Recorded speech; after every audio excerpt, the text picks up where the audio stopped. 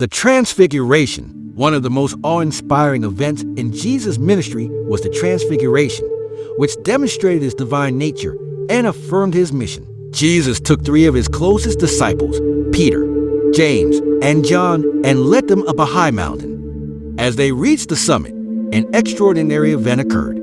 Jesus was transfigured before them. His face shone like the sun, and his clothes became as white as light.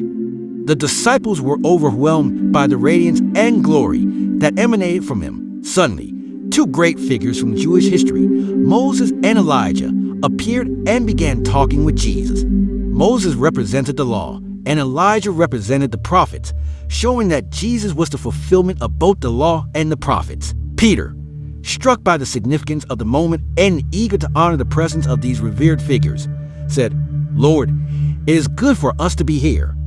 If you wish, I will put up 3 shelters, one for you, one for Moses, and one for Elijah." While Peter was still speaking, a bright cloud enveloped him, and a voice from the cloud said, "This is my son, whom I love.